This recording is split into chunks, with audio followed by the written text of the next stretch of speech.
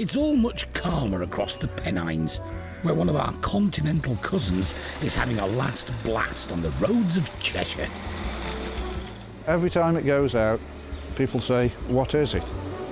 Tim Machin is saying goodbye to his Dutch-built DAF Marathon 66, a car that he's hankered after since his youth. As a kid, I used to go around all the local dealerships collecting brochures, and I remember going to the DAF showroom, picking a DAF Marathon brochure up with the coupe in it and thinking, that's nice. I fancy one of those. I like quirky cars. It's a nice, bright colour, which is a silly thing to say, but I love the style of it. A little coupe. Now, what else was there at the time that gave you that sort of styling? Unless you bought an Alfa or something like that.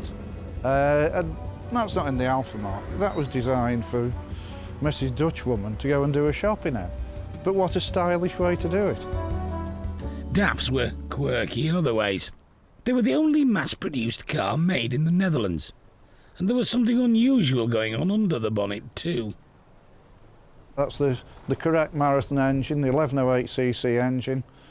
Spare wheel, typical continental style, mounted in the bonnet. Instead of a conventional gearbox, you've got a clutch, there's a prop shaft down to the back, and then there's a transaxle with two belts driving the rear wheels. And they basically work on a type of centrifugal force. The more you rev, the belts move out and the ratio changes. The theory is that you can drive with the car permanently at maximum torque or maximum power, depending where your foot is on the pedal. It was a good idea, but it just didn't catch on. I'm told that these aren't the correct seats for it. I believe they're from a Volvo 340, but they're nice and comfortable, supportive, headrests. The dashboard is very sort of 60s-y European sports with a little two-instrument binnacle there and the sports steering wheel. You just love that design of the steering wheel there. A bit of wood trim, cassette player, which doesn't work, gives you the feeling, oh, this is a sports car. And it isn't a sports car. 47,000 miles on the clock. No idea whether it's genuine. In the garage, there are more motors. Tim's got to think about cars made by British manufacturer Roots. I've got Sunbeam Rapier, which is on my T-shirt. I bought that in 1996. That is the oldest known Sunbeam Rapier in the world, as far as I know. It's currently away, having some restoration work done. We've got these two Singer Gazelles. The Saloon is a March 1958 Series 2 Gazelle.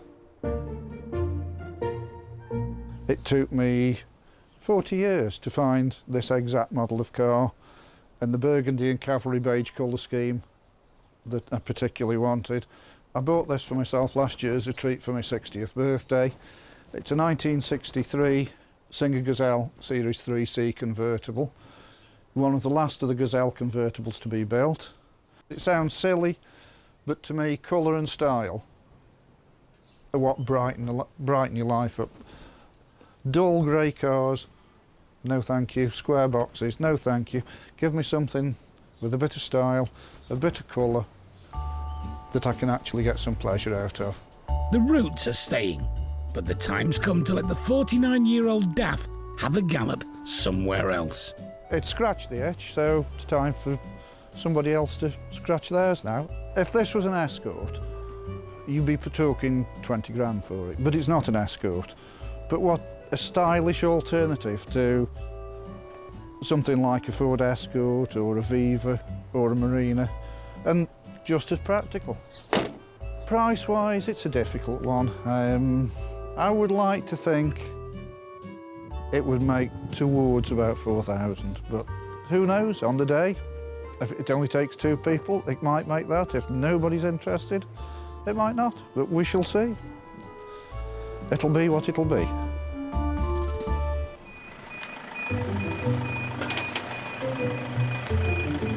Over in leafy Cheshire, Paul's arrived with a trailer to fill. How are you, Tim? I'm all right, thank you. Good, man, good to see you. Yeah. And the old DAF then, eh? Yeah. Are they elastic bands? Yeah, that's it. Very Is that what they are? Yeah.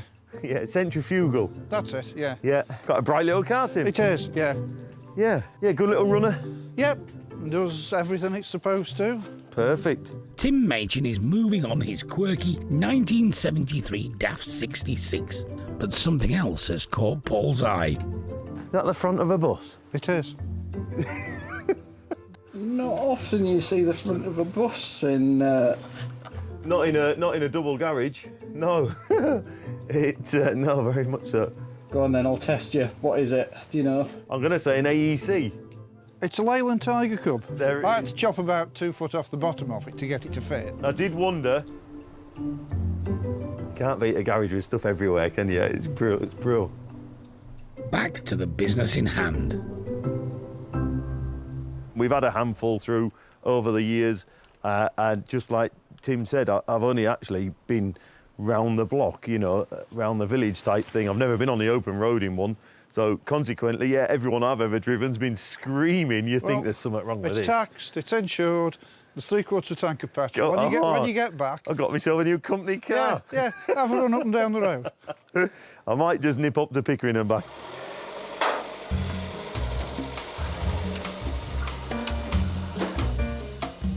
I think the handbrake works. Yes, no, Not maybe. very well, if I'm honest. No, OK. There you go, there's another notch. Yeah, it's all right. Yeah. Be wary when you start at the other end that she is actually in neutral or reverse with nothing behind her, otherwise. If you give it too many revs, it will suddenly shoot forward. You're off. Yeah. People don't really understand them, do they, you know? The transmission side of things, I mean. So, you know, yeah, bit of an oddball sort of a thing, really. But, you know, we quite like oddballs. You know, we like to be different, don't we? So, yeah, there'll be someone for it, won't there? They're not fortunes, no. You know, 3,000 or 4,000 quid, I suspect. And, yeah, you can have a lot of fun for that, can't you? I've had them a bit. I get bored. I want to try something else. And then you can guarantee 2 or 3 years down the line, I might even buy another DAF. You never know.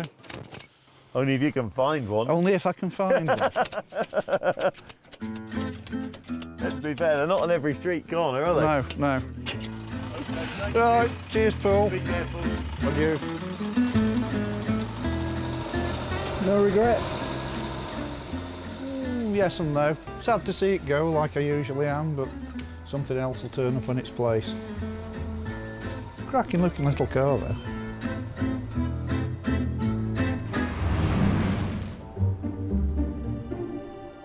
With hundreds of cars for sale, it's sometimes not easy for a motor to stand out from the crowd. But one little colourful car from the continent would be hard to miss. A little DAF 66. An unusual little car, not everyone's cup of tea, granted.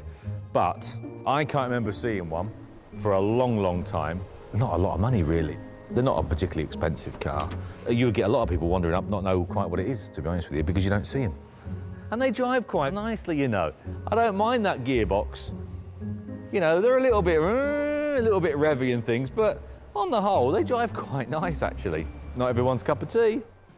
The number plate, I saw it last night as I was photographing it and videoing it. I thought, ooh, my experience with those 3 digits on a number plate haven't been particularly good. I know it's crazy and it's daft, isn't it? But that'll put a percentage off, you know. Not a big percentage. They don't like that. You might rule out one group and bring in another, might you? I don't know. Each and every one of them has a loyal following. There's a good club for all of them. If you just use your loaf and buy the right little thing, a nice little smart little car, you can't really fall off, you can't. It makes the whole movement and the hobby very affordable, really. You can spend more than that on a family holiday, can't you? You can, unfortunately. I know you've got your memories. With one of these, you've still got that car that's worth something, haven't you, at the end of the day? It shouts 5,000, 6,000 quid to me, probably nearer 5 than 6.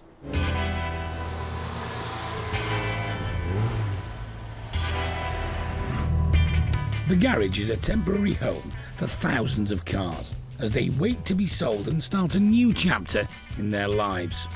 Amongst those heading for pastures new, a vivid Dutch DAF. It starts in gear as well. Starts on gear. Yeah, so make sure you got your foot on brake. Right, OK. Alan Chambers has come all the way from Northern Ireland to get his hands on his quirky Variomatic toy. So how do you drive this thing? Bloody hell. Yeah, have you got your licence yet? Well, I'm getting there. Foot on the brake. Forward, I hope. There you go. Put your foot on the brake. That's backwards, you can't go fast. Simple enough.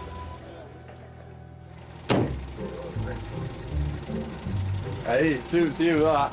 Nice, that. Doesn't that suit him? No.